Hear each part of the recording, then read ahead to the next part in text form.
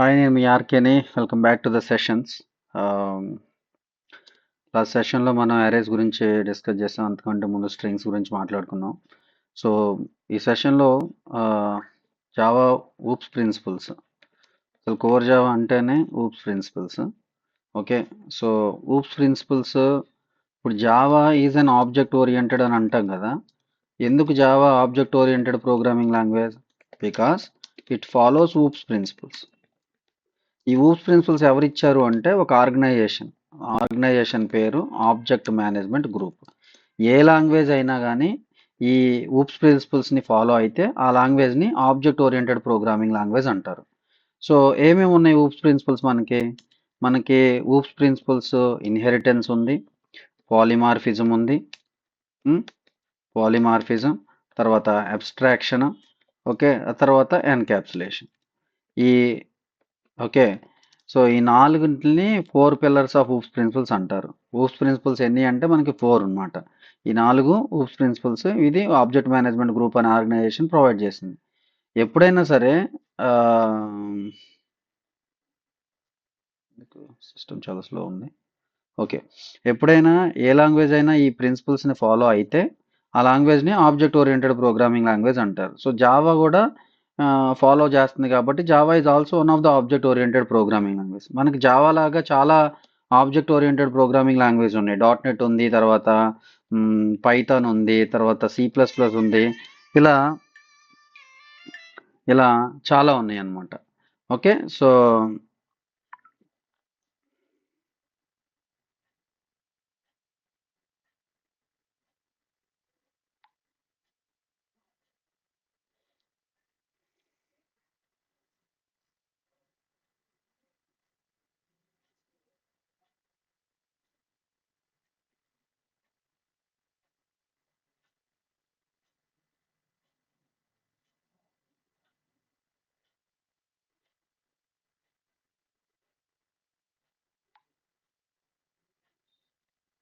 So .NET, Python, C++ ఇలా మనకి చాలా ఆబ్జెక్ట్ ఓరియంటెడ్ ప్రోగ్రామింగ్ లాంగ్వేజ్ ఉన్నాయి.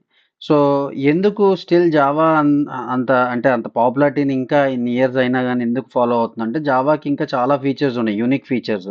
సో ఏమేంటి? Java simple, platform independent majorly, తర్వాత security one of the important feature, తర్వాత డైనమిక్, తర్వాత ఇంటర్ప్రెటెడ్, ఇలా చాలా యూనిక్ ఫీచర్స్ ఉన్నాయి అన్నమాట. So because of those principles Java still can sustain, can give the competition to all these other programming languages. Okay, so మెయిన్గా ఏంటంటే Java object oriented programming language ఎందుకు అంటున్నారంటే అవి ఆ లాంగ్వేజ్ ఊప్స్ ప్రిన్సిపల్స్ని ఫాలో అవుతుంది కాబట్టే Java is one of the object oriented programming language.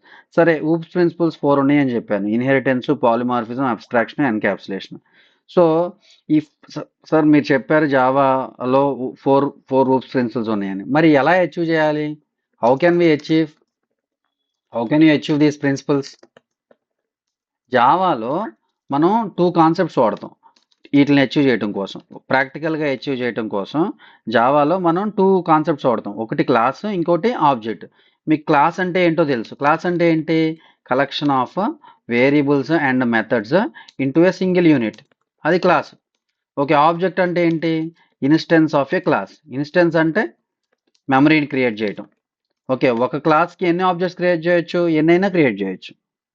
ఎప్పుడైతే ఆబ్జెక్ట్ క్రియేట్ చేసామో ఆ క్లాస్లో ఉన్న ఇన్స్టెన్స్ ప్రాపర్టీస్కి మెమరీ క్రియేట్ అవుతూ ఉంటుంది అనమాట ప్రతిసారి కూడా. సో ప్రాక్టికల్గా ఈ ఊప్స్ ప్రిన్సిపల్స్ని మనం అచీవ్ చేయాలి అంటే జావాలో 2 కాన్సెప్ట్స్ వాడుకుంటాం. అది ఒకటి క్లాస్, ఇంకొకటి ఆబ్జెక్ట్. ఇది క్లారిటీ. ఓకే, సో సరే, ఒకటి 1 by 1 మనం చూద్దాము. సో ఫస్ట్ ప్రిన్సిపల్స్ నేను దేని గురించి డిస్కస్ చేస్తానంటే ఇన్హెరిటెన్స్ గురించి నేను డిస్కస్ చేస్తాను. అసలు ఇన్హెరిటెన్స్ అంటే ఏంటి? ఇన్హెరిటెన్స్ అంటే ఇప్పుడు వరకు మనం ఏ ప్రోగ్రామ్ చేసినా ఒక క్లాస్ డిఫైన్ చేసాము. ఇలా ప్రతి లాజిక్ అంతా కూడా వేరియబుల్స్ కానీ మెథడ్స్ కానీ ఇలానే డిఫైన్ చేసాం. అంటే ఇప్పుడు వరకు మనం డిస్కస్ చేసిన అంతా కూడా ఒకటే క్లాస్లో డిఫైన్ చేసాం. సో ఇప్పుడు నుంచి మనకి ఇన్హెరిటెన్స్ కాన్సెప్ట్ ఏం చెప్తుందంటే ఇన్హెరిటెన్స్ని ఇంకొక నేమ్ కూడా ఉంది. దాన్ని ఏమంటామంటే ఈజియర్ రిలేషన్షిప్ అని కూడా అంటాం. సో ఫస్ట్ ఇన్హెరిటెన్స్ డెఫినేషన్ ఏంటి? ఇన్హెరిటెన్స్ అంటే it is the process of taking the properties from okay one class to another class. అంటే ఒక క్లాస్లో ఉన్న ప్రాపర్టీస్ని ఇంకొక క్లాస్కి తెచ్చుకునే ఆ ప్రాసెస్నే ఇన్హెరిటెన్స్ అంటారు. సరే మీరు అడగొచ్చు ఎందుకు తెచ్చుకోవాలి అంటే, ఎందుకు తెచ్చుకోవాలి అంటే బికాస్ నాకు ఇప్పుడు ఫర్ ఎగ్జాంపుల్ ఇది ఒక క్లాస్ అనుకోండి. ఈ క్లాస్లో ఉన్న ఒక లాజిక్ ఈ క్లాస్లో వాడుకోవాలి అనుకుంటున్నాను. ఓకే, ఇప్పుడు ఇక్కడ ఒక 1000 లైన్స్ లాజిక్, ఒక 1000 లైన్స్ లాజిక్ని ఓకే మీరు ఆల్రెడీ క్లాస్ ఏలో డిఫైన్ చేశారు అనుకోండి. ఈ క్లాస్ బిలో కూడా నాకు సేమ్ ఈ 1000 లైన్స్ లాజిక్ అవసరమైంది అంటే మీరు ఇక్కడ నుంచి ఇక్కడ తెచ్చుకుంటే సరిపోద్ది కదా. ఇక్కడ నుంచి ఇక్కడ తెచ్చుకునే ఆ ప్రాసెస్ని ఇన్హెరిటెన్స్ అంటారు. అలా లేదు అనుకోండి, ఇన్హెరిటెన్స్ అనే కాన్సెప్టే లేదనుకోండి, మళ్ళీ ఏం చేయాలి? ఈ బి క్లాస్లో కూడా 1000 లైన్స్ లాజిక్ని రాసుకోవాలి కదా. మరి అలాంటప్పుడు మీ అప్లికేషన్లో, మీ ప్రాజెక్ట్లో సేమ్ కోడ్ 1000 లైన్స్ లాజిక్ని ఇక్కడ డిఫైన్ చేశారు. దానివల్ల ఏమవుద్ది?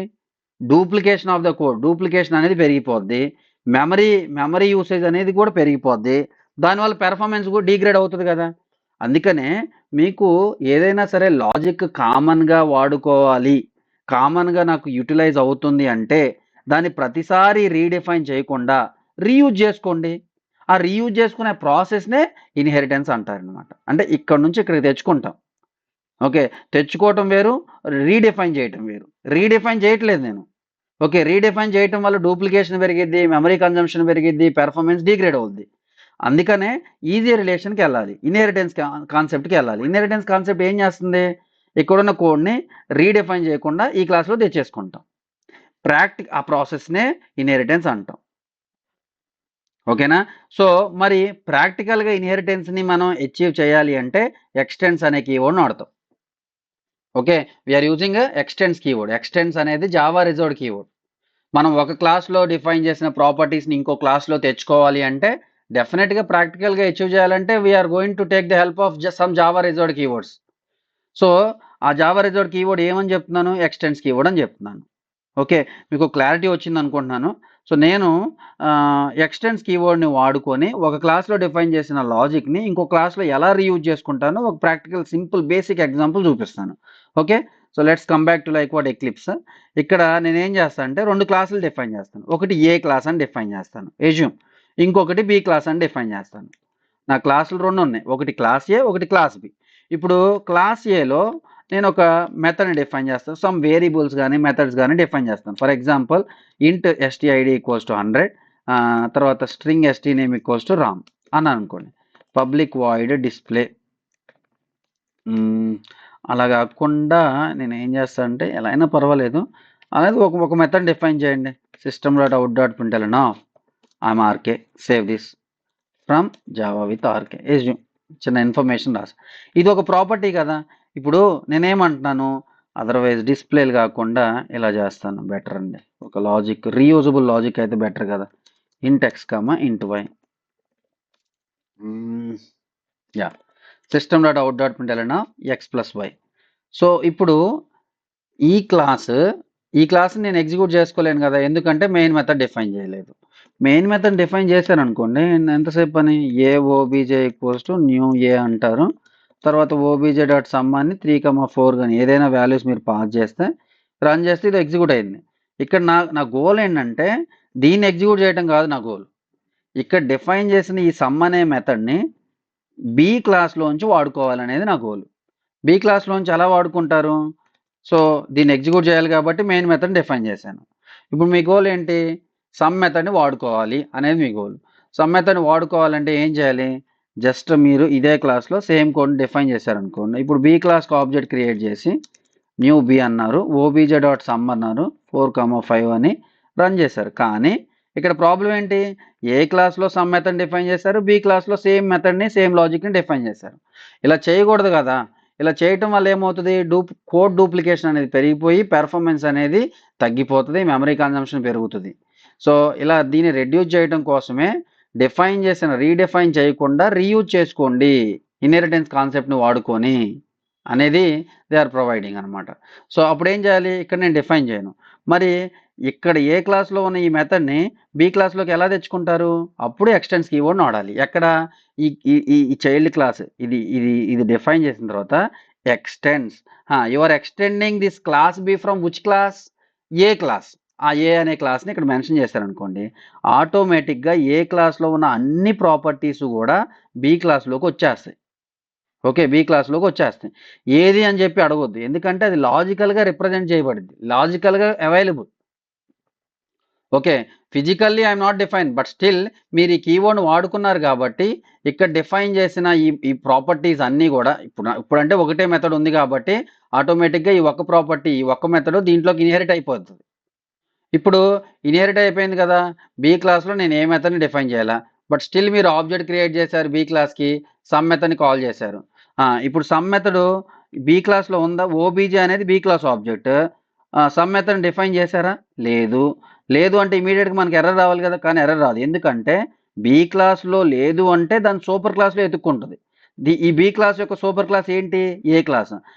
కంపేర్ డైరెక్ట్గా కంట్రోల్ అనేది ఏ క్లాస్లోకి వెళ్ళి ఓకే సమ్ మెథడ్ ఉందా, ఉంది అంటే ఈ క్లాస్ ఈ మెథడ్ ఎగ్జిక్యూట్ అయిపోతుంది. ఒకసారి చూద్దాం, చూడండి. When I try to run this, see here. అంటే నేను రీడిఫైన్ చేయకుండా, మళ్ళీ డిఫైన్ చేయకుండా సమ్ మెథడ్ని ఒక్కసారి ఏ క్లాస్లో డిఫైన్ చేసి దాన్ని నేను బి క్లాస్ నుంచి రీయూజ్ చేసుకోగలిగానా లేదా? ఎక్స్టెండ్స్ అనే కీవర్డ్ని తీసేశారనుకోండి, ఇమీడియట్గా మనకి ఎర్రర్ వచ్చేస్తుంది ఇక్కడ ఏళ్ళు. అరే బాబు, సమ్ అనే మెథడ్ లేదు ఈ బి క్లాస్లో, మీరు ఎలా చేసుకున్నారు? అదే ఎక్స్టెండ్స్ పెట్టారనుకోండి, మీకు ఆటోమేటిక్గా ఎర్రర్ పోతుంది. అంటే ఎక్స్టెండ్స్ అనేది పేరెంట్ క్లాస్లో ఉన్న ప్రాపర్టీస్ చైల్డ్ క్లాస్కి వచ్చేస్తుంది. ఎప్పుడైనా సరే గుర్తుపెట్టుకోండి, మీరు ఇన్హెరిటెన్స్ కాన్సెప్ట్ని అప్లై చేసినప్పుడు 100% మీరు చైల్డ్ క్లాస్కే ఆబ్జెక్ట్ క్రియేట్ చేయాలి. ఎందుకు చైల్డ్ క్లాస్? అది రికమెండెడ్, నేను మ్యాండేటరీగా చెప్పట్లేదు, రికమెండెడ్ అని చెప్తున్నాను. ఎందుకు రికమెండెడ్ అంటే, మీరు బి క్లాస్కి ఆబ్జెక్ట్ క్రియేట్ చేశారనుకోండి, ఇప్పుడు సరే మీకు అర్థం కావడం కోసం ఇంకొక మెథడ్ డిఫైన్ చేస్తున్నాను. Public void sub int X comma int Y system dot out dot println subtraction is plus of X minus Y. ఇది లాజిక్ అండి. ఇప్పుడు ఈ బి క్లాస్లో సబ్ మెథడ్ ఉంది, తో పాటు ఏ క్లాస్ నుంచి తీసుకున్న సమ్ మెథడ్ కూడా ఉంది. అంటే బి క్లాస్లో మొత్తం టోటల్గా ఎన్ని మెథడ్స్ ఉన్నాయి? ఎన్ని మెథడ్స్ అంటే 2 మెథడ్స్ ఉన్నాయి అనమాట. ఒకటేమో సమ్ మెథడ్, అది ఏమో ఏ క్లాస్ నుంచి వచ్చింది, ఇంకోటేమో బి క్లాస్లో మీరు డిఫైన్ చేశారు. సో టోటల్గా 2 మెథడ్స్ ఉన్నాయి. ఓకే, మీరు ఫర్ ఎగ్జాంపుల్ నేను ఏ క్లాస్కి ఆబ్జెక్ట్ క్రియేట్ చేశాను అనుకోండి. ఓకే, మెమరీ అనేది ఓన్లీ ఏ క్లాస్ ప్రాపర్టీస్కే క్రియేట్ అవుతుంది. ఏ క్లాస్ ప్రాపర్టీస్కే క్రియేట్ అయితే ఈ ఆబ్జెక్ట్తో మీరు సమ్మని మాత్రమే కాల్ చేసుకోగలరు. మీరు ఇదే ఆబ్జెక్ట్తో సబ్బని కాల్ చేసుకుందాము అని ట్రై చేస్తే మీకు ఇమీడియట్గా ఎర్రర్ వస్తుంది. అసలు ఫస్ట్ ఆఫ్ ఆల్ ఇక్కడ ఎర్రర్ వస్తుంది. ఓకే, ఏమంటుంది? ఈ method is undefined for the type A. ఎందుకంటే ఓబీజీ అనేది ఏ క్లాస్ ఆబ్జెక్ట్ కదా, అందుకని ప్రాబ్లం వస్తుంది. సో అందుకని మీరు ఏం చేయాలి? ఎప్పుడైనా సరే ఇన్హెరిటెన్స్ అప్లై చేసినప్పుడు రికమెండెడ్ ప్రాసెస్ ఏంటి అంటే చైల్డ్ క్లాస్కి ఆబ్జెక్ట్ క్రియేట్ చేయాలి. చైల్డ్ క్లాస్కి ఆబ్జెక్ట్ క్రియేట్ చేస్తే ఆ ఆబ్జెక్ట్తో ఓకే మెమరీ అనేది బి క్లాస్లో డిఫైన్ చేసిన ప్రాపర్టీస్కి, అంటే చైల్డ్ క్లాస్లో డిఫైన్ చేసిన ప్రాపర్టీస్కి, పేరెంట్ క్లాస్లో డిఫైన్ చేసిన ప్రాపర్టీస్కి మెమరీ క్రియేట్ అయింది. కాబట్టి ఆ ఆబ్జెక్ట్తో మీరు పేరెంట్ క్లాస్లో డిఫైన్ చేసిన మెథడ్స్ని as well as okay child క్లాస్లో డిఫైన్ చేసిన మెథడ్స్ని కాల్ చేసుకోవచ్చు. మనకి ఏ ప్రాబ్లం రాదు. చూడండి, మనకి ఎడిషన్ వచ్చింది, సబ్స్ట్రాక్షన్ వచ్చింది. ఓకే, సో అంటే మీకు ఏమర్థమైంది? Recommended approach is we should create the object for child class only. ఇప్పుడు మీరు ఏని చూసుకుంటే పేరెంట్ క్లాస్ అంటారు, బీని చూసుకుంటే చైల్డ్ క్లాస్ అంటారు. ఓకే, ఎందుకంటే parent class properties will be always inherited to child class. ఎప్పుడు చైల్డ్ క్లాస్ అయిపోయింది ఇది? ఎప్పుడైతే మీరు ఎక్స్టెండ్స్ కీవర్డ్ వాడారో అప్పుడు ఇది చైల్డ్ క్లాస్ అయిపోయింది. ఓకే, అది క్లారిటీ అనమాట. ఇది ఇన్హెరిటెన్స్ కాన్సెప్ట్. ఓకే, నేను ఒక మెథడ్ని డిఫైన్ చేసి చూపించాను, but this is the general concept. ఓకేనా? సో జావాలో మనకి ఇన్హెరిటెన్స్ టైప్స్ ఉన్నాయి. సింగిల్ ఇన్హెరిటెన్స్ అని, తర్వాత మల్టీ లెవెల్ ఇన్హెరిటెన్స్ అని, ఓకే ఇట్లా టైప్స్ ఉన్నాయి అనమాట. తర్వాత మల్టిపుల్ ఇన్హెరిటెన్స్, ఓకే తర్వాత hierarchical inheritance, okay hybrid inheritance అని we do have different types of ఇన్హెరిటెన్సెస్.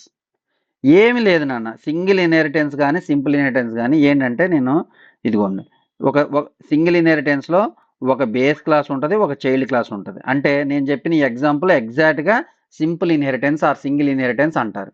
ఎందుకంటే ఈ ఇన్హెరిటెన్స్లో ఒక పేరెంట్ క్లాస్ ఉంది, ఒక చైల్డ్ క్లాస్ ఉంది. అందుకనే ఇది సింపుల్ ఇన్హెరిటెన్స్కి ఎగ్జాంపుల్. మరి మల్టీ లెవెల్ ఇన్హెరిటెన్స్ అంటే ఏంటి అని అడగవచ్చు మీరు. Multi level inheritance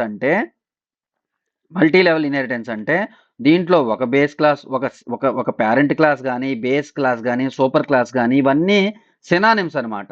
okay, multi level ఇన్హెరిటెన్స్లో one parent class, okay, one child class and multiple intermediate parent classes. అంటే ఫర్ ఎగ్జాంపుల్ దీన్ని ఏ అనుకోండి కాసేపు, తర్వాత ఫర్ ఎగ్జాంపుల్ దీన్ని బి అనుకోండి, దీన్ని సి అనుకోండి. అంటే మనకి ఎన్ని క్లాసులు ఉన్నాయి?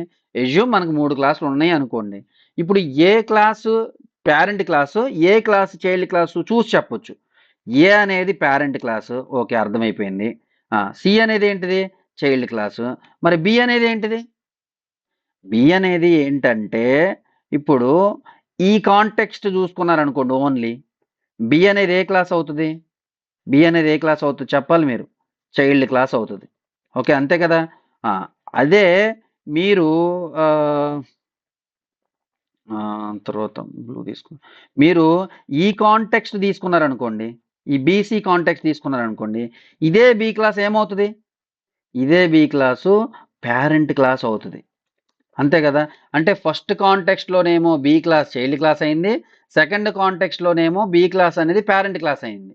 అంటే మల్టీ లెవెల్ ఇన్హెరిటెన్స్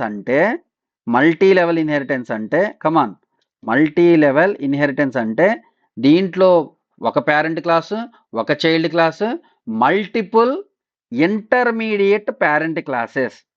ఓకే, ఇది ఈ భాష ఏమంటారంటే ఇంటర్మీడియట్ బేస్ క్లాసెస్ అంటారు. మల్టిపుల్ ఉంటాయి అనమాట. ఇక్కడంటే నేను ఒకటే తీసుకున్నాను, బట్ జనరల్గా మల్టిపుల్ ఇంటర్మీడియట్ బేస్ క్లాసెస్ అంటారు. అంటే ఏంటి intermediate parent class or base class అంటే? ఒక కాంటెక్స్ట్లోనేమో పేరెంట్ క్లాస్గా, ఇంకొక కాంటెక్స్ట్లోనేమో చైల్డ్ క్లాస్గా బిహేవ్ చేస్తుంది. ఓకే, దీనికి హైరార్కీ ఎలా రాయొచ్చు? హ్యాపీగా రాసుకోవచ్చు. చూడండి ఎలా రాద్దాము. ఓకే, క్లాస్ ఏ, ఇది ఓకే. తర్వాత క్లాస్ బిని ఎలా డిఫైన్ చేస్తాం? Class B which is extending from A. అంటే బిలోకి క్లాస్లో ఏలో ఉన్న ప్రాపర్టీస్ అన్నీ కూడా ఇన్హెరిట్ అయిపోతాయి. డయాగ్రామ్ చూసి చెప్పాలి. Class C extends from B అంటే ఏంటి? క్లాస్ బిలో class A properties, class B properties ఉన్నాయి. Class A properties, B properties ఎక్కడికి ఇన్హెరిట్ అయినాయి? సి క్లాస్లోకి ఇన్హెరిట్ అయింది. అంటే క్లాస్ సికేమో class B parent class, class బికేమో క్లాస్ ఏ పేరెంట్ క్లాస్ అనమాట.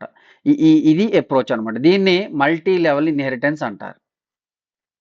ఓకే, మీరు ఒక ఎగ్జాంపుల్ చేసేయండి ఈజీగా. నేను చెప్పిన ఎగ్జాంపుల్లోనే just define some other property in the class B and define one more class so that so ఫైనల్గా మనం ఏ క్లాస్కి ఆబ్జెక్ట్ క్రియేట్ చేస్తాం?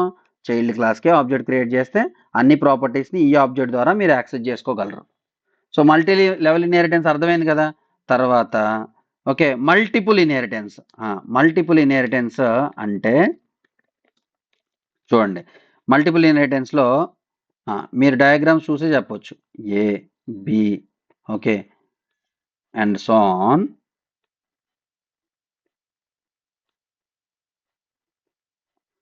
On multiple parent classes and single child class.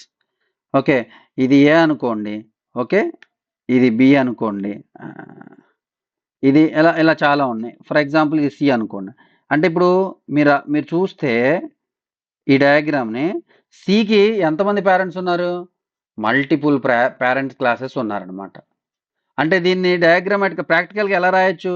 Class A ఉంది, ఓకే, క్లాస్ ఏ ఉంది, తర్వాత class B ఉంది, okay, తర్వాత class C extends A comma B comma and so on Z అన్నాను అనుకోండి. అది అసలు ఫస్ట్ ఆఫ్ ఆల్ ఇది కుదరదు, ప్రాక్టికల్గా ఇది కుదరదు. మీరు అడగవచ్చు ఎందుకు కుదరదు అని. ఒకసారి చూపిస్తాను చూడండి. ఇక్కడ ఇంకో క్లాస్ డిఫైన్ చేశాను అనుకోండి. ఫర్ ఎగ్జాంపుల్ క్లాస్ సిని డిఫైన్ చేస్తున్నాను. ఓకే, డిఫైన్ చేశాను. Public class C extends B అంటే ప్రాబ్లం లేదు. ఎక్స్టెండ్స్ బి కామా ఏ అన్నాను అనుకోండి, ఇమీడియట్గా నాకు ఎర్రర్ వస్తుంది. చూడండి ఇక్కడ సింటాక్స్ ఎర్రర్ అంటే ఎక్స్టెండ్స్ కీవర్డ్ని వాడుకొని మనం ఓకే. ఒక క్లాస్‌ని మాత్రమే ఇన్‌హెరిట్ చేసుకోగలం. ఒక క్లాస్‌ని మాత్రమే ఎక్స్‌టెండ్ చేసుకోగలం. When you are trying to like what when you are trying to like what define extends A, B ఇమ్మీడియేట్‌గా మనకి ఎర్రర్ వస్తది. ఇది సింటాక్టికల్‌గా అసలు డిజైన్‌లోనే అట్లా డిఫైన్ చేయలేదు. మీరు అడగొచ్చు, సార్ ఎందుకు అలా డిజైన్ చేశారు అంటే, ఫర్ ఎగ్జాంపుల్ క్లాస్ ఏలో మీరు అర్థం చేసుకోండి. క్లాస్ ఏలో ఓకే.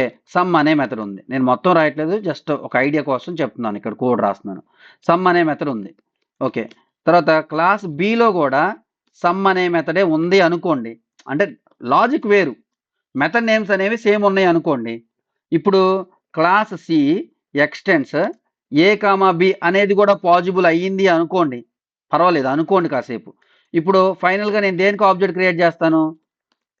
చైల్డ్ క్లాస్ అంటే సీకే క్రియేట్ చేస్తాం. ఇప్పుడు ఓబీజే డాట్ సమ్ అన్నాను అనుకోండి. ఇప్పుడు సమ్ అనే మెథడు ఇక్కడ 2 సమ్ మెథడ్లు ఇన్హెరిట్ అవుతాయి. ఒకటి క్లాస్ ఏలోంచి, ఒకటి క్లాస్ బిలోంచి. మీరు సమ్ అనే మెథడ్‌ని కాల్ చేశారు. మరి ఏ సమ్ మెథడ్ కాల్ అయిద్దండి? బి క్లాస్‌లో డిఫైన్ చేసిన సమ్మా? ఏ క్లాస్‌లో డిఫైన్ చేసిన సమ్మా?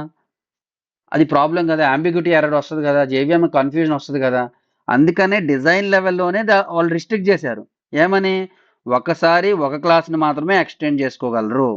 ఇలా చేసుకోవటం వల్ల ఇలా ఎవరైనా డిఫైన్ చేస్తే ప్రాబ్లమ్ వచ్చే అవకాశం ఉంది కాబట్టి దే రిస్ట్రిక్టెడ్ దిస్ కాన్సెప్ట్. అందుకనే మీరు ఇలా మల్టిపుల్ క్లాసెస్‌ని ఎక్స్టెండ్ చేసుకోలేకపోతే మరి మల్టిపుల్ ఇన్హెరిటెన్స్ కూడా వర్కౌట్ అవ్వదు కదా! అందుకనే మల్టిపుల్ ఇన్హెరిటెన్స్ అనేది is not possible in Java through classes. Through interfaces it is possible. అది ఎలాగో నేను చూపిస్తాను అప్పుడు. But as of now multiple inheritance అనేది ఈజ్ నాట్ పాసిబుల్. ఎందుకు పాసిబుల్ కాదో నేను ఎక్స్ప్లెనేషన్ ఇచ్చాను. I hope you all understood. ఓకేనా? సో ఇది ఒక టైపు. సో దీని తర్వాత అంటే ఇప్పుడు దాకా నేను ఏం చెప్పాను? సింగిల్ ఇన్హెరిటెన్స్ అయిపోయింది. తర్వాత మల్టీ లెవెల్ ఈజ్ పాసిబుల్. తర్వాత multiple is not possible. But I explained you. తర్వాత ఇంకొకటి ఏంటంటే హైరారికల్ ఇన్హెరిటెన్స్. ఎగ్జాక్ట్‌గా reverse of the multiple inheritance hierarchical inheritance. అంటే ఏంటి? ఒక పేరెంట్ క్లాస్ ఉంటది. మల్టిపుల్ చైల్డ్స్ ఉంటాయి. ఒక పేరెంట్ క్లాసు, మల్టిపుల్ చైల్డ్స్ అంతే. ఓకే. ఒక parent class, multiple childs. Okay. అంటే ఏంటి? For example parent class A అన్నాననుకోండి. చైల్డ్ క్లాసులు బీసీ అన్నాననుకోండి. Class B extends A. Okay. అయిపోయింది. తర్వాత ఇంకో క్లాస్ సి ఎక్స్‌టెండ్స్ ఏ. మళ్ళీ ఇంకోటి క్లాస్ డి ఎక్స్‌టెండ్స్ ఏ. ప్రతిదానికి పేరెంట్ క్లాస్ ఏనే. ఓకే. అందుకనే ఇది కూడా పాసిబుల్ అవుతది. ఇదేంటిది? ఏ ఇన్హెరిటెన్స్ ఇది? హైరారికల్ ఇన్హెరిటెన్స్ అన్నమాట. మరి హైరార్కికల్ ఇన్హెరిటెన్స్ పాసిబుల్ అవుద్దా? అవుతది. ఒకసారి ఒకటే క్లాస్‌ని ఎక్స్‌టెండ్ చేసుకుంటాం కాబట్టి ప్రాబ్లమ్ ఏముంది? ప్రాబ్లమ్ ఏమీ లేదు. ప్రతి క్లాస్‌కి కూడా అన్ని చైల్డ్స్‌కి కూడా ఒకటే పేరెంట్. సో, తర్వాత హైబ్రిడ్ ఇన్హెరిటెన్స్ గురించి మాట్లాడాలి. హైబ్రిడ్ ఇన్హెరిటెన్స్ అంటే నేమ్‌లోనే ఉంది గదా! ఏమని? హైబ్రిడ్ అని ఉంది. అంటే ఏంటి? ఏవైనా 2 పాసిబుల్ కాంబినేషన్ ఆఫ్ ఇన్హెరిటెన్స్ టైప్స్‌ని అంటే ఇప్పుడు ఫర్ ఎగ్జాంపుల్ నేను ఇలా డిఫైన్ చేశాననుకోండి. నా ఇన్హెరిటెన్స్ హైరార్కీని ఇలా డిఫైన్ చేశాననుకోండి. ఇప్పుడు మీరు అర్థం చేసుకోండి. ఇది హైబ్రిడ్ ఇన్హెరిటెన్స్ కిందకొస్తదా? వస్తదండి. ఎందుకొస్తది? ఎందుకొస్తదంటే ఇదేమో single inheritance or simple inheritance. ఆ! ఇదేమో ఇదేంటి చెప్పండి? ఆహ్, అదేంటి ఇలా వచ్చింది? ఓకే. ఇదేమో దీన్నేమంటారు? ఆహ్, హైరార్కికల్ ఇన్హెరిటెన్స్ అన్నమాట. ఇది హైరార్కికల్ ఇన్హెరిటెన్స్. ఇది హైరార్కికల్ ఇన్హెరిటెన్స్. తర్వాత ఆహ్, ఇదేమో సింగిల్ ఇన్హెరిటెన్స్. సో, ఈ 2 కంబైన్ అయినాయి గదా! ఇక్కడ. ఈ 2 కంబైన్ అయినాయి గాబట్టి దీన్ని మనం ఏమంటామంటే హైబ్రిడ్ ఇన్హెరిటెన్స్ అంటాం అన్నమాట. అలా ఏవైనా సరే 2 ఇన్హెరిటెన్స్ టైప్స్‌ని కంబైన్ చేసామనుకోండి, ఆ ఇన్హెరిటెన్స్‌ని హైబ్రిడ్ ఇన్హెరిటెన్స్ అంటారు. కానీ ఆ కాంబినేషన్‌లో మల్టిపుల్ ఇన్హెరిటెన్స్ ఉండకుండా చూసుకోవాలి. ఎందుకంటే మల్టిపుల్ ఇన్హెరిటెన్స్ పాసిబుల్ కాదు గదా! ఒకవేళ ఆ కాంబినేషన్‌లో మల్టిపుల్ ఇన్హెరిటెన్స్ ఉంది అనుకోండి, అప్పుడు హైబ్రిడ్ ఇన్హెరిటెన్స్ కూడా పాసిబుల్ కాదు. అందుకని హైబ్రిడ్ ఇన్హెరిటెన్స్ అంటే ఏమని చెప్తున్నాను? ఎనీ 2 పాసిబుల్ ఎగ్జిస్టింగ్ ఇన్హెరిటెన్స్ టైప్స్‌నే హైబ్రిడ్ ఇన్హెరిటెన్స్ అంటారు. అప్పుడే అది పాసిబుల్ అవుతది. లేదంటే ఎర్రర్స్ వస్తాయి. సో, ఐ హోప్ మీకు క్లారిటీ వచ్చిందనుకుంటున్నాను. సో, ఇది యాస్ పర్ నేను అంటే క్లాస్ ఏనండి. Class A. ఓకే. తర్వాత class B extends A as per the diagram ఏం రాస్తున్నాను నేను. తర్వాత క్లాస్ సి చెప్పాలి మీరు ఎక్స్టెండ్స్ బి ఇది కూడా possible. For example class D అని అనుకోండి ఎక్స్టెండ్స్ బి ఇది కూడా పాసిబుల్. ఏముంది దీంట్లో ఇది అనమాట. యాజ్ పర్ ద డయాగ్రామ్ నేను ఇవి హైరార్కీ రాశాను. సో ఇలా మనకి సిచ్యువేషన్ బట్టి మనకి రిక్వైర్మెంట్ బట్టి మనం అప్లికేషన్ ఇంప్లిమెంట్ చేసేటప్పుడు వీటన్నిటిని వాడుకోవటానికి అవకాశం ఉంది. ఓకే. వాటిలో ఎన్ని బేస్ క్లాసులు ఉంటాయి, ఎన్ని పేరెంట్ క్లాసులు ఉన్నాయి, దాన్ని బట్టి మనకి ఇన్హెరిటెన్స్ టైప్స్ అనేవి డిసైడ్ అయినాయి అనమాట. సో టోటల్గా ఎన్ని ఎన్ని ఎన్ని ఇన్హెరిటెన్స్ టైప్స్ ఉన్నాయి మనకి? టోటల్గా ఎన్ని ఇన్హెరిటెన్స్ టైప్స్ ఉన్నాయి చెప్పండి? ఇది పోవట్లేదా? ఎందుకిలా?